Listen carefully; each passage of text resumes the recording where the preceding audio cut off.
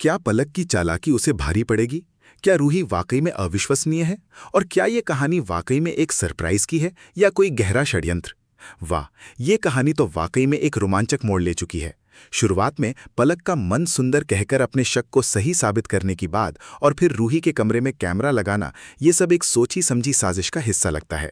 पलक का ये कहना कि गो फुटेज तो आ रहा है और अब इसकी हर हरकत पर मेरी नज़र होगी, सीधे तौर पर उसके इरादों को जाहिर करता है।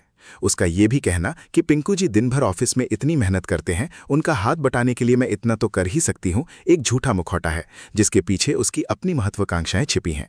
दूसरी ओर पलक का अपनी दादी से ये कहना कि ये ज्वेलरी देने के बाद इतनी पेमेंट तो आ ही जाएगी कि मैं पिंकू जी के लिए कार की डाउन पेमेंट कर दूं, उसकी पैसों की भूख को दर्शाता है। दादी का उसे मन लगा के काम करो कहना शायद उन्हें इस खेल का अंदाजा भी नहीं है। फिर आता है वो पल जब जीजू रूही जी को नारियल पानी देते हैं और जायदाद के वक्त अपनी बेटी का ख्याल रखने की रिक्वेस्ट करते हैं। ये एक संवेदनशील पल है, लेकिन क्या रूही से समझ पाएगी?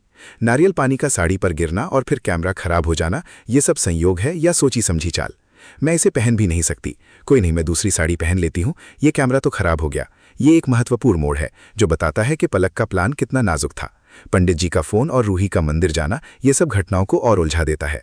पलक का दूसरा कैमरा ऑन करना और ये कहना कि अपनी कभी कच्ची गोलियों से नहीं खेलती रूही, प्लान में कुछ गड़बड़ ना हो इसलिए मैंने पहले ही 2 जगह कैमरे लगा दिए थे, उसकी चालाकी और दूरदर्शिता को दिखाता है।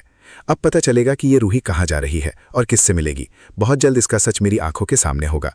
ये उसके अहंकार और अपनी जीत के प्रति विश्वास को दर्शाता है। जब पलक को 5 लाख की पेमेंट मिलती है तो उसकी खुशी का ठिकाना नहीं रहता, लेकिन दादी का ये कहना कि तुम तो पिंकू को सरप्राइज दे रही थी ना, फिर उसे थोड़ा सोचने पर मजबूर करता है। हालांकि दादी की सलाह कि सबसे पहले तुम्हें ये पता करना है ये जो लोन है वो तुम्हें मिल पा रहा है कि नहीं, पलक के इरादों को और मजबूत करती है।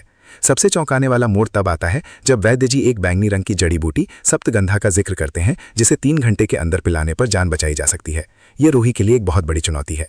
पलक की अपनी ईर्ष्या और डर, मैं नाते को नुकसान नहीं पहुंचा सकती, ऑब्वियसली मैं तो उसको नुकसान पहुंचा ही नहीं सकती, लेकिन मैं उसका ठीक होना तो डिले कर ही सकती हूं ना, उसकी असलियत को उजागर करता है।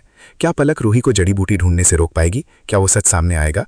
ये कहानी कई रहस्यों से भरी है और ये देखना दिलचस्प होगा कि आगे क्या होता है।